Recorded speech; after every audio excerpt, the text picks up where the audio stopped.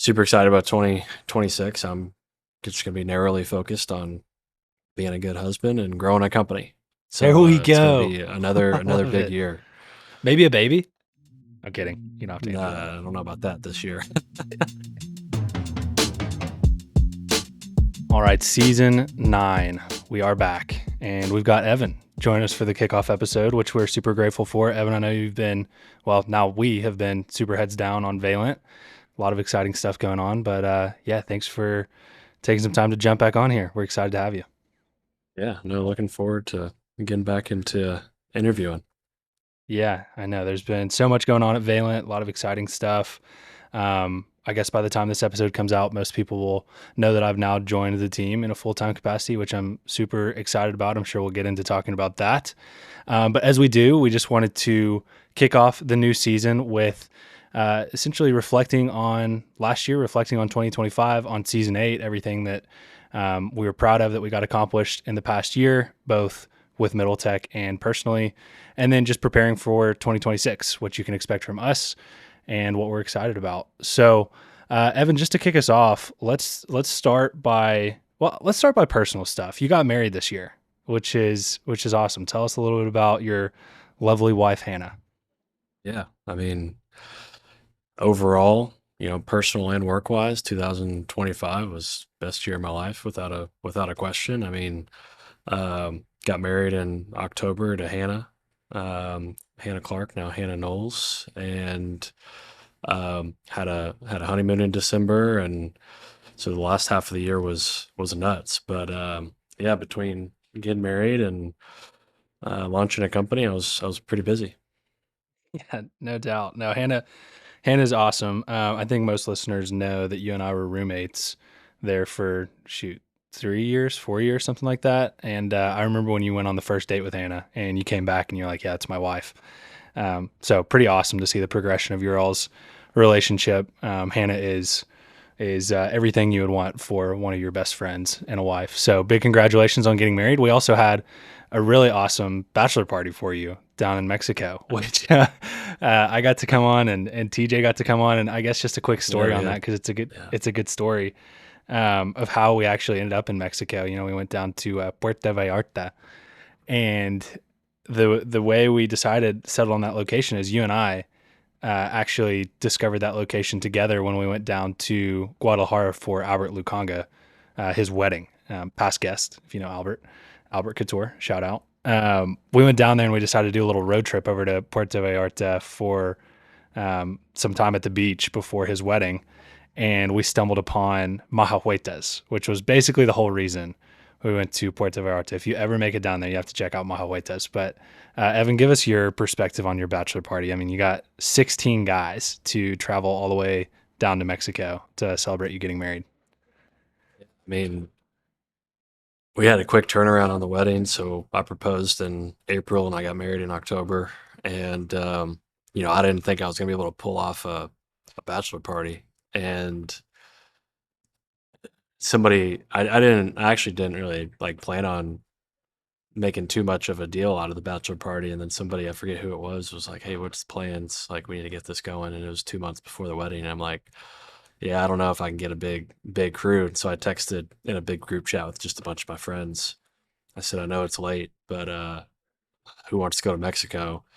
And I started sharing some of the details, and I found like really big Airbnb up on top of this mountain overlooking the city. So it was awesome Airbnb, and told them about the club and just all the things to do there. And flights were rather cheap, and so I sent that into the group chat, and pretty quickly, like, we got like ten people, and then it worked its way up to 16 over like a couple of weeks, and then yeah, that was far exceeding what I thought we could pull off in such a short period of time. Because I mean, we left like month and a half after everybody committed.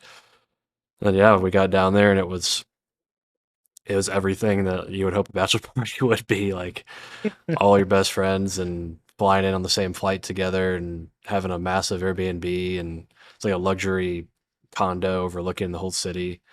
And it was right on off the beach, and there's a lot of great restaurants and great tacos. Some of the best tacos I've ever had were there. But then yeah, we went out, full day excursion of snorkeling, boat ride like throughout the ocean, and stops at several spots for snorkeling and just exploring.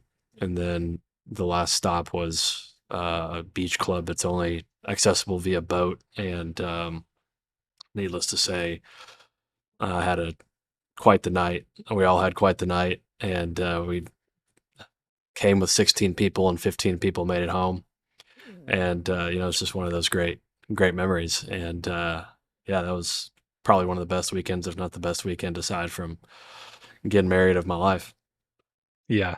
I said that was far and away my favorite weekend of 2025. And that day we ended up at Mahahuetas at the beach club was my favorite day of 2025. I mean, you're obviously one of my closest friends, but a lot of the people that are your closest friends are also my closest friends. I mean, it was just, yeah, incredible time. So a lot of fun celebrating you, a lot of great personal stuff going on this year. But aside from that, professionally, it's been a huge year for you. Valent, which I went back and listened to a little bit of the episode where we kicked off season 8 last year. Things were just kind of like really getting heated up for Valent. You'd gone through some design pilots. You had a platform that was kind of out of the MVP stage. You're getting into customers' hands. And then, correct me if I'm wrong, but 2025 was the first year you started bringing in revenue. Is that right? Or did you guys have some in 2024? No, we didn't even launch until 2025 I guess that's right. Yeah. publicly. Yeah. And yeah, we launched with some good enterprise pilots and had a lot of learnings and got our first revenue, and are landing some really large customers right now. And so I would expect, everything, if everything goes as planned, Q1, Q2 this year will scale a lot. Just based on, some of those customers and who we're working with, contract sizes, it's been great. We have an amazing team. The team is really, really experienced and talented. My co-founder Ryan is, everything you'd want in a co-founder, a technical co-founder. And we've built a really great development and product team and customer success team. And now we're just now starting to build out, the go-to-market team. With starting with you, and I've been doing all the sales up to this point and building pipeline and learning, what that process looks like. And it's always just the beginning. We're a little under 2 years of actually incorporating the company and launching the company. But we actually went public, like, and announced the company less than a year ago. So, it always goes slower than you want, but it's always just the beginning, and that's just the nature of it. But it's super exciting. We're building a really needed and powerful product in a very large market. And it's something that, ChatGPT and Copilot, can't do. I think that's one of the hard things about AI right now is, what do you build with these models getting so good? And, we're building something that there's a clear need in the market. It's a large market, and it's something that, isn't necessarily going to get disrupted anytime soon or foreseeable in the future by these rapidly improving models. So it's a really exciting company to be building right now, and it is really, in my opinion, pretty cutting edge stuff that we're bringing to market. It's just Yeah. really hard to build an AI product right now because of expectations, because of how fast everything's moving, the capital and experience needed to do it. But we've got the pieces and the customers now to really build a pretty special company, in my opinion. Before we highlight our sponsors, we'd just like to state that the views and content shared on this platform do not necessarily reflect those of our show sponsors. That being said, Middletech is supported by KY Innovation, the Kentucky Cabinet for Economic Development's Office of Entrepreneurship. KY Innovation exists to support and develop Kentucky's startup ecosystem, and we are proud to be supported by an organization whose mission aligns so closely with ours. If you are a founder building in Kentucky, you need to check out the resources that KY Innovation has to offer. You can find more information by clicking the link in our show notes or going to kyinnovation.com. Yeah, if you're listening and you haven't dove into what Evan's building, we did an episode with Evan and his co-founder Ryan. Gosh, I guess that was around July, August, sometime around there of this year. So I would definitely encourage you to go listen to it.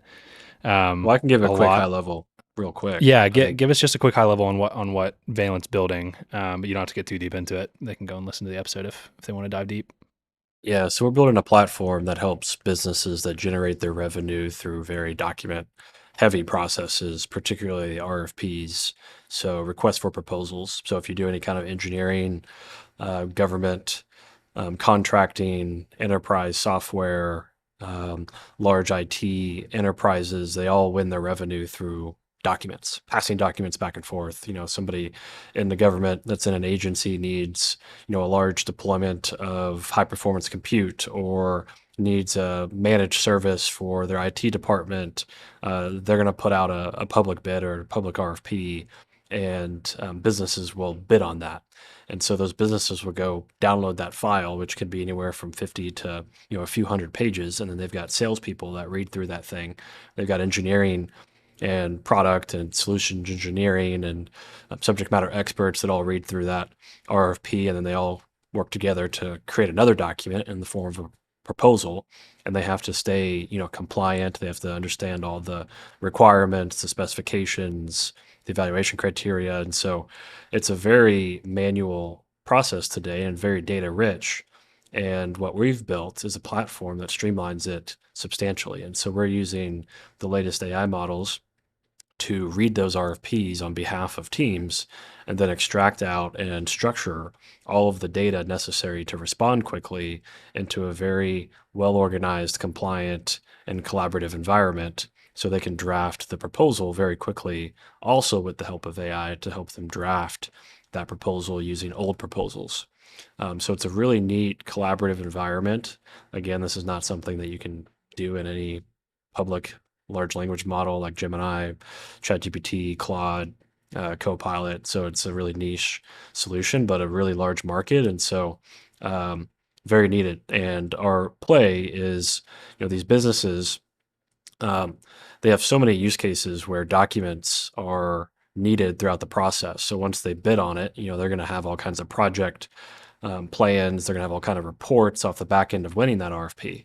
So our play here is to build a platform that is a collaboration platform for very document-driven project work.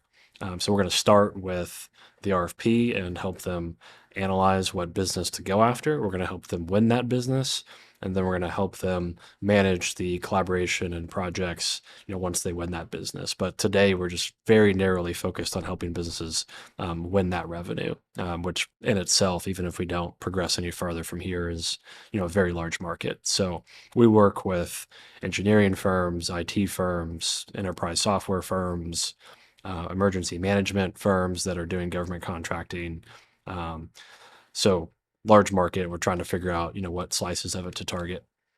Yep. I think one of the things that we talked about in the episode that we did that I'll just hit on briefly is tell people understand the RFP process. A lot of the most important projects are behind this RFP process. So large infrastructure projects, software that runs critical infrastructure, things like that are, where Valent is trying to help accelerate the more arduous and document heavy parts of making those projects happen. So yes, very exciting space to be building in. Progress has been awesome. I'll dig into that a little bit too on my update because I've been helping out. Started off as a contractor in July, just joined full time at the end of November. But yeah, hopefully we'll be able to do an update episode with you and Ryan, maybe after Q1 or sometime early Q2 once we are able to talk about some of what we've been cooking up over the past 2 quarters. Anything else Valent related or company wise that you want to kind of update people on, reflecting on 2025 before digging into what I've been into? Well, I mean, we're going to be hiring, um, assuming again Q1 goes as planned, we're going to be hiring really talented developers, over the next several months. So if you're a talented developer that wants to work on cutting edge AI solutions, then please reach out. We'd love to chat. We're already having some conversations with really talented developers and just trying to be really thoughtful about building the right team. We have been so far. We don't want that to change. And so, if you're a talented developer that wants to learn more about what we're doing, please let us know. Same on the customer success side. So as we bring on, some of these customers, we're going to need more customer success, in the coming months. So, if this is interesting to you, we're going to have some open roles, I would assume. So please reach out. Yeah, absolutely. And you are in the office. You can see the Valent office if you're watching on YouTube or on Spotify behind you. We promise to have probably some better accommodations soon once we start hiring people. I'd assume. I don't know how many more people you can actually cram And into we can't fit our anybody else in wonderful this little office. office. We've got a I max love I capacity love right our now. office. I love our office, Yeah. but it is max capacity. All of our like majority of the desks are old doors. I work like right in the middle on an old door, basically. So it is very startup vibes, but we love it. So anyway, A lot of uh, whiteboards. Yeah. It's nice. yeah, no, it's exactly what it should be at these early stages. All right, well, switching to what my 2025 was like. Geez, a lot went on. I don't know if I have any huge personal updates. I've definitely this is the first year where I've like gotten in a really serious relationship, fell in love, which is great, exciting. Shout out Andrea. She's definitely made my life awesome in a lot of ways. Other than that, got to go on some awesome trips and kind of do a lot of the things that make me feel alive. So yeah, 2025 was a great year for that. But more so, there's a lot going on the professional front for me. Right at the beginning of 2025, I made the decision to leave Fuji, which for those that don't know, just to connect the dot, that was the company that kind of helped start Middle Tech. That was a company Evan dropped out of college to be the first employee at. Got recruited over there. Really enjoyed my time at Fuji. I spent right around a year at Fuji. Ultimately, just didn't work out like either of us wanted it to. But we both, when I say both, the company, the founder Greg, and I just kind of decided, all right, let's move on from this. And I kind of had that itch to see what could happen if I spent more time on Middle Tech and DevelopLex. So made that decision to do that. I think I've kind of officially started working on it around February. And yeah, it was really a big year of experimentation because Evan, if you remember, I went into it and we had a ton of conversations about this. I was like, I don't even really know how we're going to get this to something that can pay me, but I just want to try. Like, I just want to go in and experiment and throw some stuff on the wall and see what sticks. And man, it was a really fun year doing that. But yeah, you talked about this a lot, just like getting in there and actually doing that stuff. A lot of stress comes with that. That's the money side of it, obviously, yes, but also just the uncertainty.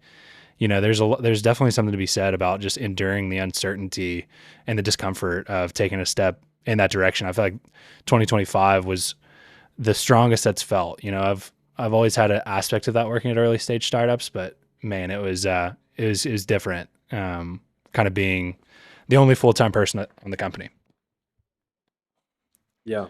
No, I mean, it's brutal, building something from nothing in the early days and takes longer than you want it to. These stories of AI companies right now growing quickly, like that's not reality. Like it's just not real. The Yeah, those reality are is that being an outliers. entrepreneur and founding companies as enthusiast as exciting and fun in a lot of ways and challenging and growth oriented as it is, it also sucks. Like there's Yeah. nothing glamorous or in a lot of ways anything to look forward to on a day-to-day It's not basis as other sexy. than the fact Yeah. that you're doing your own thing and building something. Like you have to be super self-motivated. Yeah. I mean, it's brutal. It's not sexy at all. Like I think you're about to say, it's just not as sexy as it looks like on the outside. And so, Yeah. yeah, it's brutal, and the uncertainty and the anxiety that comes with it is just something that is a muscle you have to just grow Yeah. and push through. And yeah, Yeah, I'll share a few kind of like highlights throughout the year and things that I worked on. But yeah, definitely stop me and like ask questions around thoughts or learnings if they come up, because you were kind of right there alongside me. I was working out of your office a lot of the time when I was doing this. So if there's any things that you feel like would be good to pull out, yeah, just stop me as I kind of go through this. But some of the highlights, I'll go through like Middle Tech and DevelopLex, and I'll also share some learnings here. I've been the host on Middle Tech, and that like Middle Tech was what I kind of went, you know, that was my thing when I joined the team back in 2019, but I also started really trying to work on DevelopLex stuff this year. So I'll kind of share both of those perspectives and what I learned from trying to do both of them. But from Middle Tech's perspective, I mean, we had some awesome interviews, some really big interviews this year. We had Governor Bashir that we got to interview and release that episode early in 2025. We had Valvoline that we got to do that awesome facility tour and sit down and talk with some really awesome people on their team. We had Steve Crisson, which was that was actually a live interview event. He was part of the DeepMind team that did AlphaFold, actually won a Nobel Peace Prize. And then the last one that I was kind of highlighting here, and maybe you have others that come to mind. These were the ones that I looked at and really was proud of. And that was going on a tour of the nuclear plant down in Tennessee, which was kind of a little out of scope for Middle Tech, but super cool that Middle Tech kind of led to that opportunity for me. Those were some of my top moments of 2025 from Middle Tech's perspective, some of my favorite content that we put out. Yeah. I mean, I think the platform of Middle Tech, is so powerful. The audience that we have is engaged. I love the topics we touch on. I mean, there's so much value that gets produced from just having those conversations and putting them out in the public. Yeah. And one thing we also got into at the beginning of 2025 that we need to bring back is the AI events. Figuring Yeah. out how to Yeah. continue to do that. I mean, there was such a thirst, and there's still such a thirst for community and discussion around how AI is affecting our everyday lives, how to develop applications with it, how it affects large businesses, small businesses. Those conversations were great, and we had a ton of attendance at every single one of those. Yep. And as much as I love Middle Tech and what we're doing, I wish we could have kept at least my involvement up throughout the year, but I just had to be lasered on Yeah. Valent. But there's so much Middle Tech wise to be excited about and proud of in 2025. And really, I think the focus is just how do we continue to grow it, sustain it, and make sure that it's something that the public in this region can continue to get value from. Yep. And I think those are plans and thoughts that we're having right now and figuring that out. But Yeah. 2025 was great to add on top of the existing foundation that we've had. Yep. No, I have no doubt that Middle Tech will continue. We care too much about it.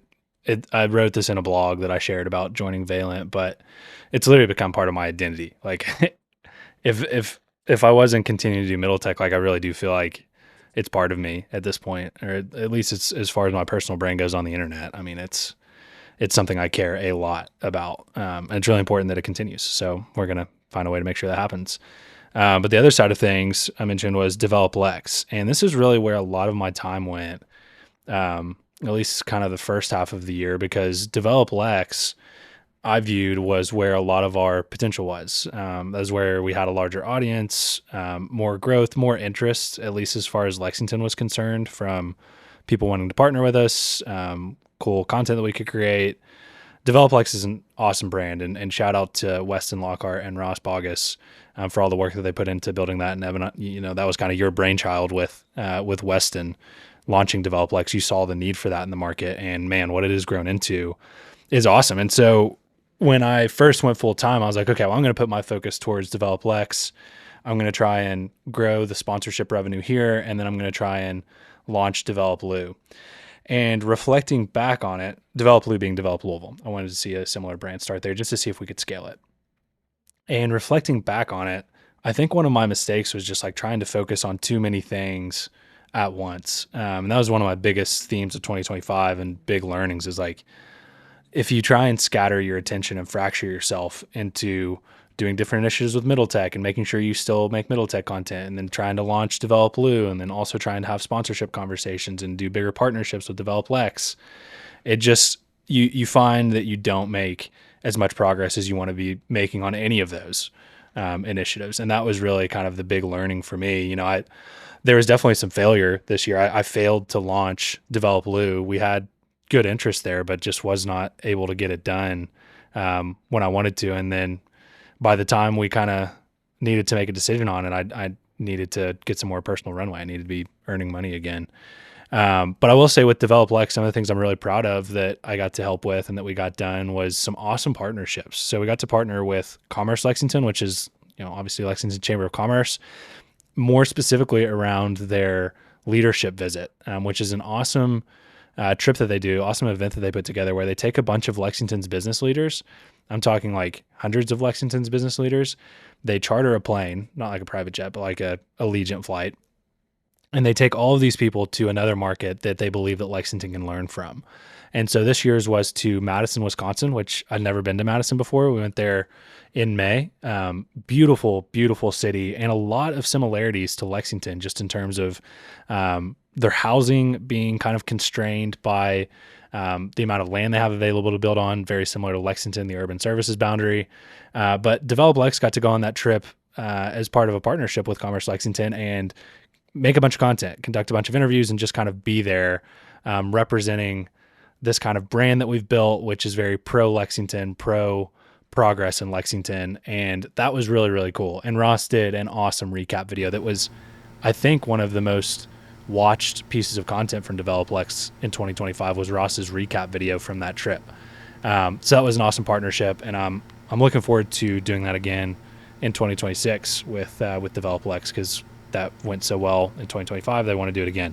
So that was great. And then the other one I want to shout out is the Downtown Lexington partnership. We did some really cool events.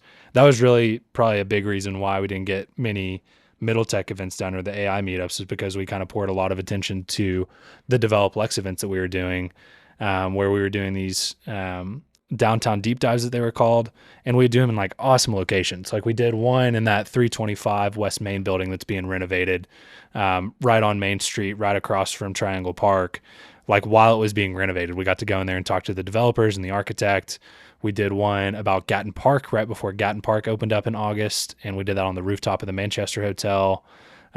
We did one about the state of downtown as part of a big event for Downtown Lexington Partnership. And all of those went phenomenally well. And shout out to Alan McDaniel and Laura Farnsworth and his entire team. Super excited to continue partnering with them. But that was kind of like the big successes for DevelopLex, was like really investing in the organizations that are already pouring a lot into Lexington, and really trying to integrate ourselves into those, and rising tide lifts all boats kind of thing. We really want to back them up with great content and use our channels to further the great work that they're already doing. And I feel like we really did that in 2025. So DevelopLex is just such a fun and powerful brand. I think the city just really wants something content wise and media wise to rally behind when it comes to what makes DevelopLex, or Lexington rather, special. It's a really special city, and people that live here know it. And to have somebody articulate it on a regular basis with great guests was a really big deal. And then for those learning, how do you get into real estate? How do you buy a house? How do you get into real estate development? There's no better place to go than DevelopLex. So there's so much future and potential there with DevelopLex and Ross and Weston and everybody that's involved. And it's really fun. I wish I could be more involved in it, because it really is fulfilling to see the impact it has on the community. Yeah, they're more popular than we are. I hate to say it. DevelopLex gets more listens than Middle Tech does, so they've kind of got the swagger. They've got the attention here in Lexington, and I say that jokingly. Well, I'm pumped about it.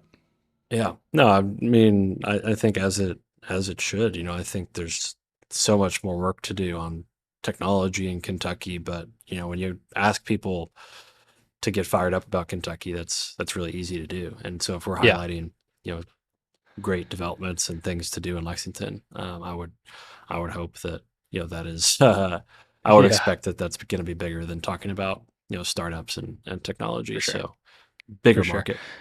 Yeah. One of the last things I'll say, even though I was not able to get DevelopLou off the ground this year, I do think that eventually that will or should happen, and maybe just putting it out there into the world like this will spark something to happen. I think my learnings from it are like why it didn't happen.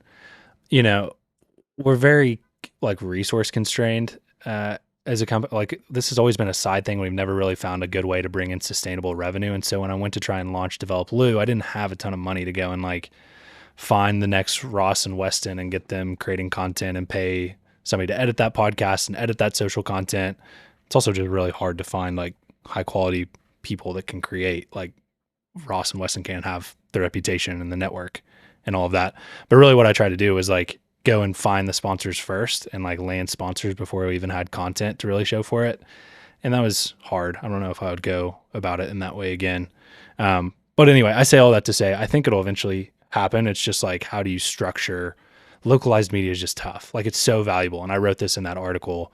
There's so much community value that comes from doing localized media in the way that we've done it with Middle Tech and DevelopLex, but it's really difficult if you're not focusing on it full time and have a team behind it to extract business value from that.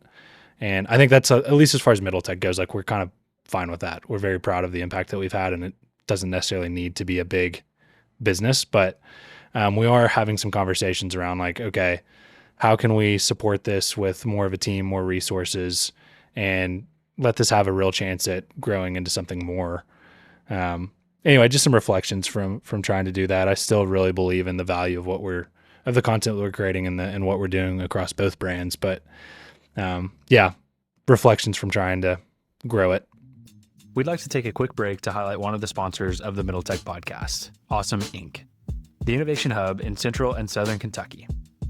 Awesome Inc. helps grow the Kentucky tech and entrepreneurial community through pitch competitions, a mentor-driven startup accelerator, the Kentucky Entrepreneur Hall of Fame, co-working, and the Team Alpha internships. Be awesome. Now, back to the show.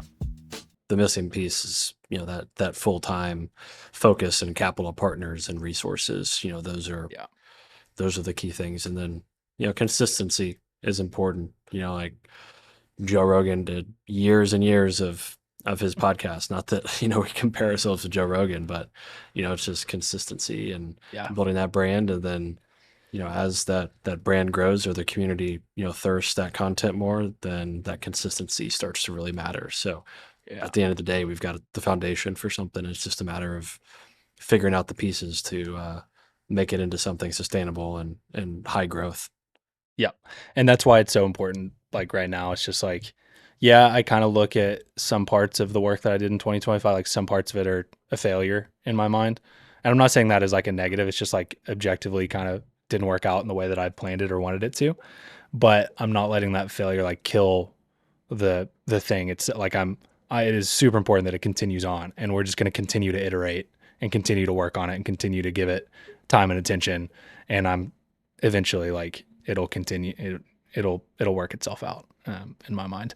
One of the things I wanted to bounce back to with Middle Tech that I was really proud of that we did this year is one of the ways I tried to bring some revenue in for that brand was almost functioning Middle Tech as like an agency, but very niche down to content that we kind of had a specific domain expertise in to like be able to talk about. And so that was, if you're paying attention in the audience, our game change content. So we actually published all of it on our feeds, but Game Change was an initiative that started from, I believe it was the National Science Foundation. It was all about advancing circular manufacturing.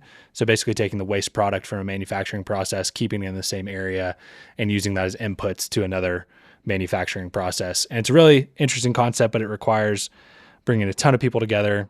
Anyway, this Game Change project was a huge grant that Kentucky and Tennessee were applying for together. And Middle Tech got to play this really cool role of creating the media that kind of, highlighted what was going on in the pursuit of this grant. And that was a really awesome thing to be a part of. I loved everyone that we got to collaborate with on that. We created some awesome content, and we saw a ton of momentum get built behind this Game Change project. Unfortunately, the grant was not awarded to this area, but the kind of silver lining around that is there was so much momentum built around the program and so many stakeholders that came in and wanted to see this thing exist that they were like, screw it. We don't need government funding to do this. We're going to go raise from partners like Toyota and Amazon that want to see this exist in this area, and we're going to make it happen anyway. And so that's kind of where it is currently. And our content, I like to think, contributed to telling the story that was able to build that momentum. And now the last piece of content that I literally sent off and finished this week was being used to go and raise $5 million, I think $5 to $10 million for this initiative. They were using a video that we created to do that. So that's all to say, I'm really proud of that part of it. We did several videos with them through over the years, and I think 2 of them came from 2025. So anyway, I mean, that's like, just fun that we get access to those types of opportunities through Middle Tech, and it was a fun way to make a little extra revenue. I don't know if it was something that like I would want to pour a ton of time into being kind of an agency, or at least as far as like me being the bottleneck for it. I like kind of hosting those sorts of things, but a good experiment nonetheless, and a really fun thing to be involved with. Yeah, no, I think what, Ian and UK and all of the crew that, helps with that and built that program at UK and partnered with Tennessee. I met many of the stakeholders from, UK and Tennessee Chamber of Commerce, University, Innovation Labs, all of that. I think there's a lot of momentum, in Kentucky and this region in general. And that was really cool to see us play a part in that. Yeah, for sure. As we kind of transition into like current state, just talking about like how things evolved from what I was working on with Middle Tech and DevelopLex to where I am now. There's two kind of tangents that I want to go down. One is a little bit more direct. The other is I just feel like it's worth sharing. When I decided to go full time, I have to give a shout out to my really good friend and mentor, JP Blevins. I had coffee with JP when I decided I was going to take a stab at this, and JP not only was super encouraging just as a friend and as a mentor, but he also was like, hey, I want to be able to support providing some runway for you personally. Would you do some consulting for me? You're kind of in the weeds with what's going on in the AI world, and I have some projects that I'm very curious about how I could go about doing them with AI. Like, will you just be kind of my AI consultant for a while? And so that gave me an excuse to like really dig into following what was going on in the AI space and educating myself on it. I even did a couple so-called vibe coding projects for him that were a really fun kind of rabbit hole to dive down. But that also just provided me with the financial security. I mean, it wasn't a ton of money, but it was enough to where it extended the runway that I had. And I'm just super grateful for that. So I want to give a shout out to JP for being that kind of friend that shows up for me like that and kind of enabled me to do what I did. And it was also just a ton of fun to do that AI consulting, which who knows where that goes into the future. Aside from that, I think it was around July when, and this is like getting too in the weeds, but you and I own this condo together. We had an assessment at the condo, and I was like, okay, that was kind of my deadline for I need to start making money, or else it's going to get more. My burn rate is increasing, and that's right around the time that Valent had started getting some traction and bringing some revenue in, and that's when you had floated the idea of like, okay, well, I think there's a role for you here of helping on the go-to-market side of things, the content side of things, helping build that early sales process.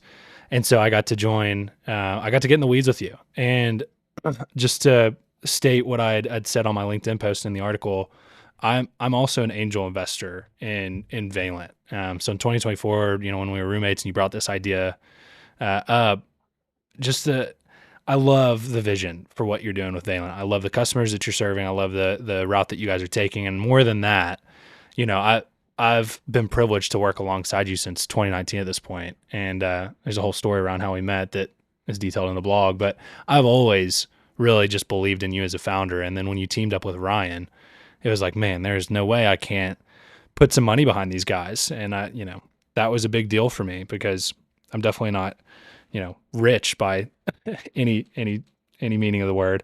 And so I had bought some Ethereum in college that I'd held on to, and it was enough to where if I sold it, I'd have enough to put a small angel investment in Valent. And so I did that, and that kind of allowed me to follow along with you and get investor updates. And then when I got to kind of get in the weeds with you, that's when I was like, okay, wow, this is something that I really feel like I can sink my teeth into. And that kind of naturally grew from there.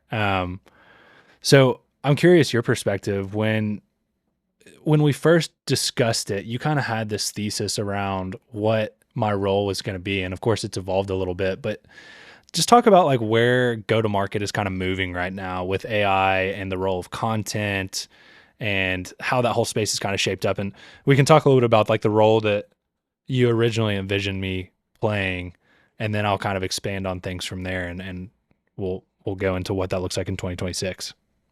Yeah, I mean, B2B enterprise software sales is evolving, super fast. And I think that the previous channels that have always been successful will continue to evolve, but they're going to be just as important as they always have been. And an AI, adds some unique twist to how you go to market. And, as somebody that's always been in the go-to-market space, at the end of the day, you have a funnel, and at the top of that funnel, depending on what you're selling, are various channels that you try to acquire attention and interest and communicate, your value through. And, ours, because of who we're targeting, are heavy LinkedIn, email, cold calls. So very enterprise SaaS, traditional SDR, BDR roles are needed at this point. Up to this point, I've been doing all of that work, and it's a lot of relationship building, networking, but a lot of just raw grit and sinking your teeth into endless outreach, whether that's LinkedIn DMs, cold calls, or email sequences, coffee meetings, traveling. So in a lot of ways, sales is not changing. But where I do think it is changing is how you use AI and automation to become more efficient and do a lot more with less. And there's kind of a few fronts that this is really happening right now. One is prospecting. So now with AI agents, you've got so much ability and capacity to go scrape the internet and pull back really high intent, well defined contacts and companies that meet your ideal profile. And that's a really big area where AI, and again, AI agents are providing value. So that's like super top of funnel. Let And then me as you get, let me interrupt you for a second, just 1 second, yeah, and then I want to continue down. I want to make that a little more concrete for people. So just super briefly, what we're actually doing there is, let's say I am able to identify a list of companies that are within Valent's ideal customer profile. What I'm actually doing is I'm using a tool called Clay to go in and take the names of those companies, the domains of those companies, and then I'm using AI to say, okay, here are the positions at these companies that we want to talk to. Go and find me who those people are, who occupies those positions, who oversees the proposal processes, and find me their LinkedIn profiles. And then from there, I can, put them in email sequences and LinkedIn sequences. But, I hear a lot of people talking about like using AI in sales, and oftentimes I feel like it's not concrete enough. So I'm trying to just, get a little bit more like, here's what we're actually doing. Maybe it's worth doing a whole episode on that. I don't know. But anyway, continue on with what you're saying. yeah. And then, using all that enriched data and, really valuable insights, you create messaging, through email, through cold calling and LinkedIn DMs. And we've, found automation tools for, that outreach. And really, I think next layer that AI is providing a ton of value is personalization. So, how do you personalize and reach out to the right people within the company and provide messaging that, resonates with them? How do you automate that outreach so that, one person can do the work of, traditionally, 10, 15, 20 people? So you can connect those two dots where you prospect the right people and then you create the right messaging and you target them in the right ways in the channels that they use the most. The final one is really content. Developing content that really resonates and putting that on LinkedIn, where our audience spends a lot of their time is on LinkedIn. So really, I think where Logan fit in, and we also brought on another business development representative alongside Logan, is that work of figuring out how to connect the dots of the necessities of sales, which again in a lot of ways hasn't changed, but connecting that dot to how AI brings efficiency. And so I think sales and go to market again are evolving really quickly in a lot of ways, but in a lot of the traditional ways it's exactly the same. So finding that balance and not trying to over automate too early is something that we've been working really hard on. And so my approach to this, and where Logan has fit in, and Keegan, the other business development rep has fit in is, just slowly layering tactics and processes on top of each other until you have a nice stack of things that's working. So, maybe you start with the best channel where you get the most conversion, you perfect that, you move on to the next, and then you get up to 3 and you try to do all 3 well at once. And then you layer in content, and now you have this really nice stack of go to market. And I would say, within the last month, we've just developed this stack. And so, it took us, 4 or 5 months to develop that stack and figure out how each small piece of it works. But it's much more efficient to do it that way than to try to connect all the dots and try to automate too quickly, because what you'll end up doing is deciding on tools rather than tactics and messaging, and you're going to end up doing it backwards. So if you try to automate things before you actually do each individual piece right, then none of it will work.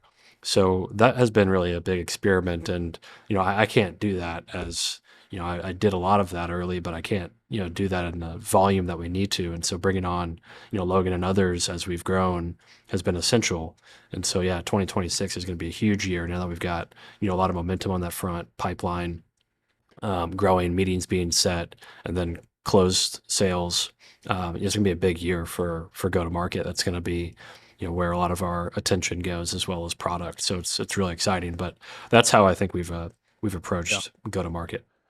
Yeah, well said. And man, it was, when you think of top of funnel outbound sales and you think of cold calling and cold emailing, at least for me, I thought of that as like a very brutal thing. And that in a lot of ways in my mind was like kind of a dragon that I needed to slay for myself, because when I first started my career journey, I was put into an account executive position. And so I quickly realized like I was kind of missing those foundational selling skills of like the hunting part of filling a pipeline. And really it was a lot of like, I wanted to prove to myself and like gain those skills and learn on how to do that part. Because man, if you can have that agency and just that ability to go out and bring new revenue into a company, like that was really, I just feel like that's so meritocratic. Like that, it's pure meritocracy. It's purely like you have to take the agency to go out and make it happen. And in a lot of ways, like I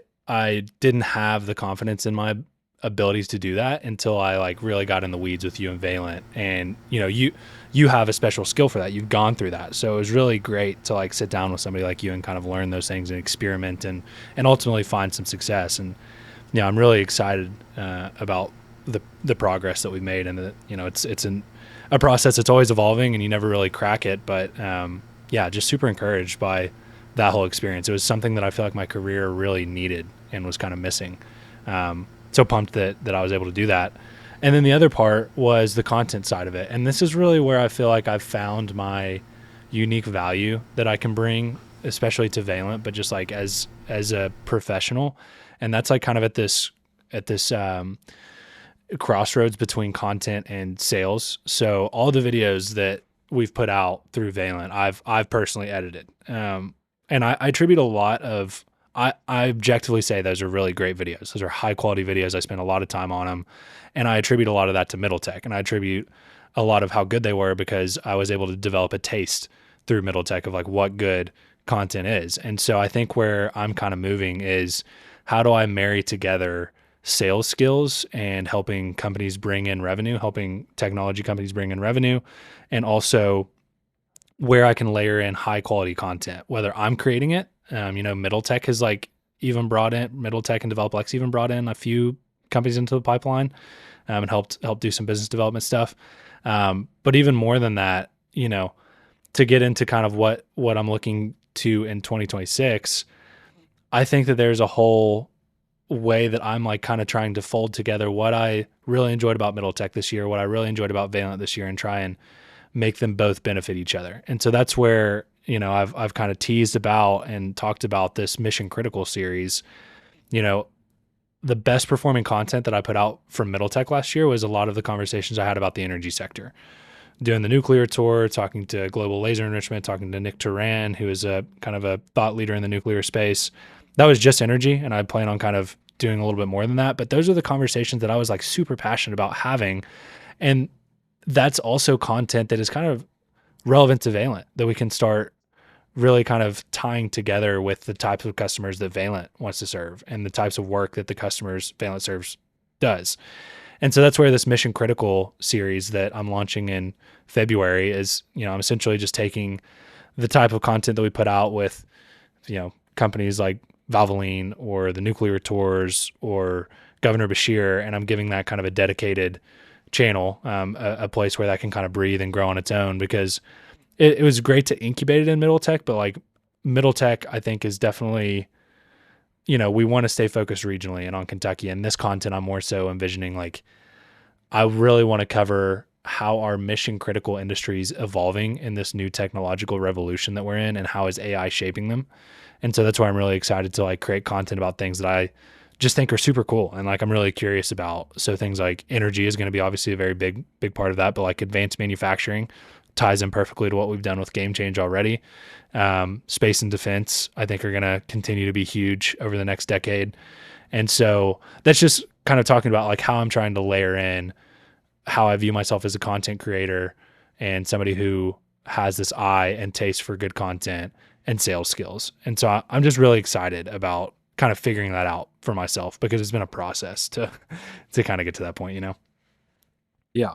Yeah. I think there's always, from the time that you get out of college or in college, there's this process of, trying many things, doing many things, figuring out what your skills are, where you should ultimately narrow your time and focus intently. And yeah, I think you're going through that exercise. I've been going through that exercise, and figuring out that sweet spot of where those skills and your passion meet. I think that is how I would sum up, that journey. And then now it's just a matter of figuring out, how to make, those different pieces that fit successful. Yeah. And, when you launch that brand and do, outreach with Valent and continue to build the Valent brand, making sure that those pieces really fit in together well is going to be, that's always the hard part. It's always, nice to talk about a business idea or draw it out or even start building a product, but, having that rubber hit the road and have metrics and ROI that has to be produced, that's when it gets hard. So I'm excited Absolutely. to see, what happens with that. Yeah. And I'll give just now we're kind of talking about 2026 stuff. As far as mission critical goes, I'll give a shout out to who will be my co-host on that, and that is Alex Mercer. And we're still figuring out a lot of what that's going to look like. We're very much just trying to get the puck on the ice and then start skating. I'm sure you'll be a part of that here and there as your time permits, Evan. But definitely very excited for that, and excited to share more about that as the year gets going.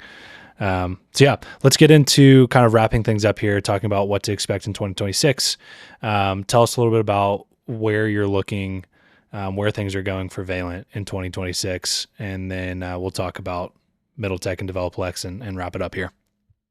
Yeah. I mean, these next couple months are really going to be exciting for Valent, bringing on and signing, really large, great customers that, are going to set the groundworks for, our growth well into the future.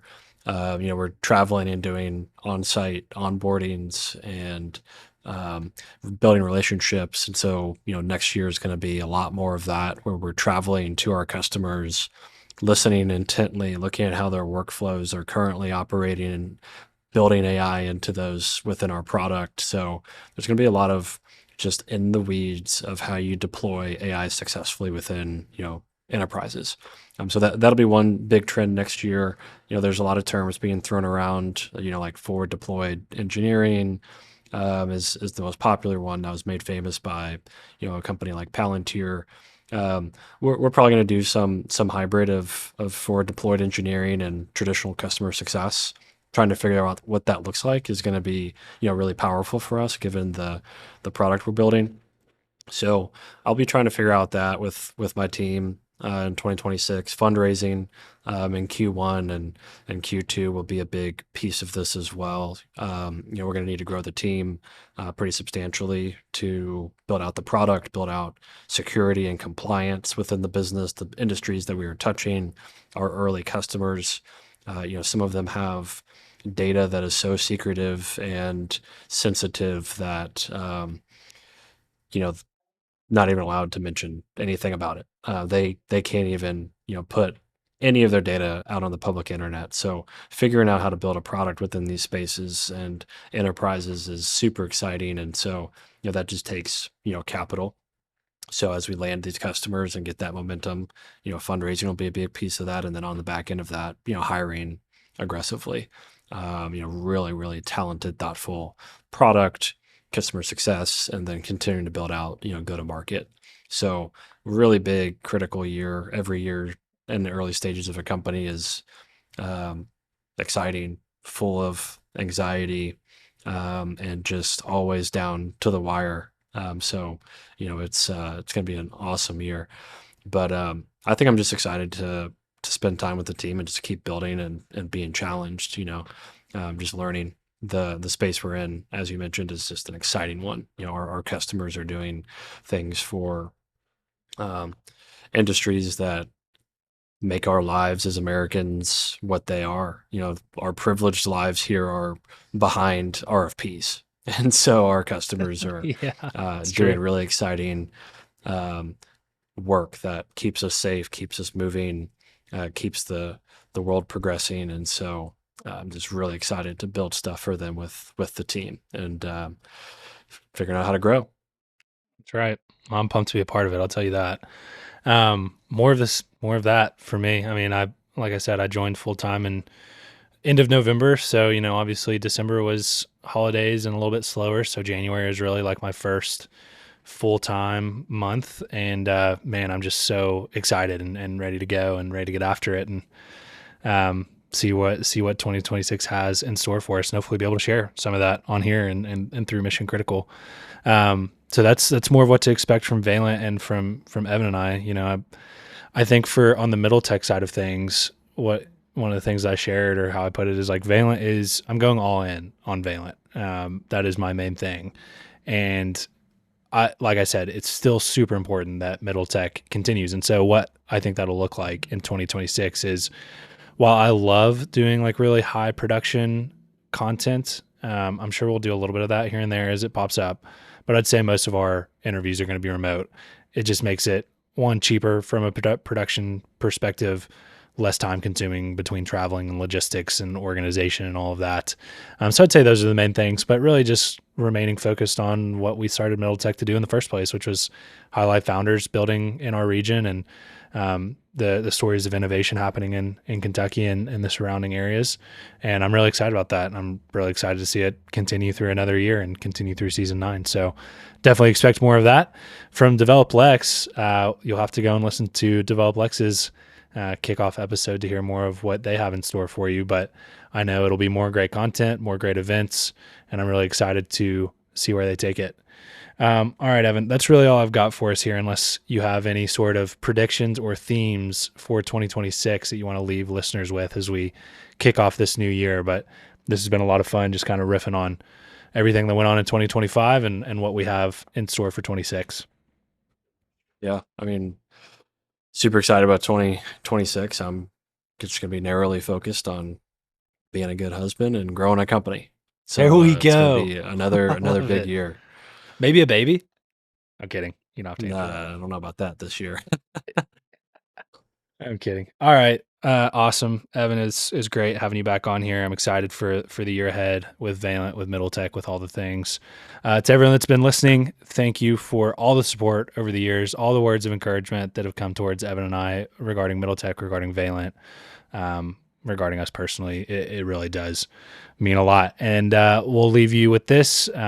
The best way to support Middle Tech is, one, we like all the nice words, but if you can subscribe to us on YouTube, follow us on socials, leave a review on your favorite podcast platform, those kind of things go a long way when it comes to trying to land some sponsorships that allow us to keep doing what we're doing. Every bit of the money that we make from this basically just gets poured right back into creating high quality content to do what we do. So with that, we'll end it. We hope you guys have a wonderful 2026. Thanks for listening.